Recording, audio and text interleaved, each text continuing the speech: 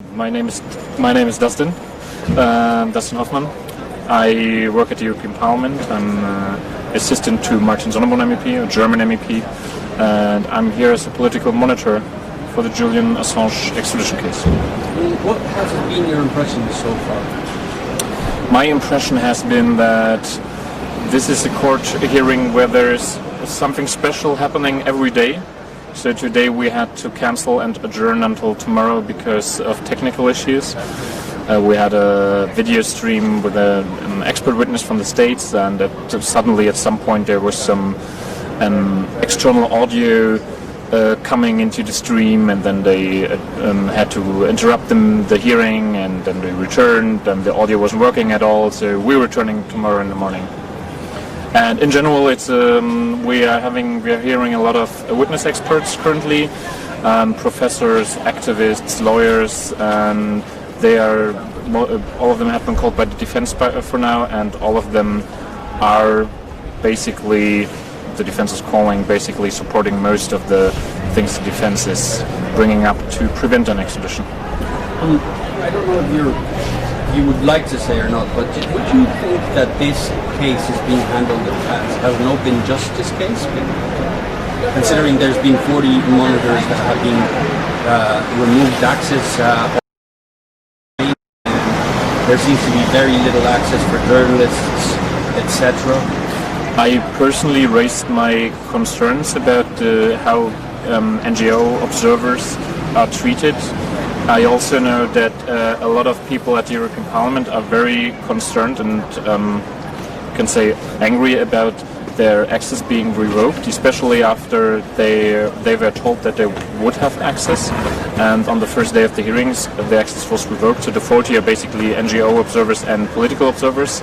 Also, I know that MPs in Germany got their access revoked, and I think this is very concerning because it shows that there's no trust towards NGO observers and also political monitors, and I still hope that there can be a solution, because especially since we still have a pandemic going on, we should not force people to travel, and especially this is an exceptional hearing that is supposed to take like 3 or 4 weeks, and with all the difficulties we're having right now, I would not be surprised if it takes even longer. I mean, you can't expect political monitors to come here for 5 weeks. I mean, in an ongoing pandemic. So it would be very, very helpful if they would reopen the access to the video link to political and NGO observers. As a political observer, why are you here? What is the importance of this case? I think the importance of this case is that it is actually about international press freedom, as some of the expert witnesses have already pointed out. This is a precedent, this is a new thing and has never happened before.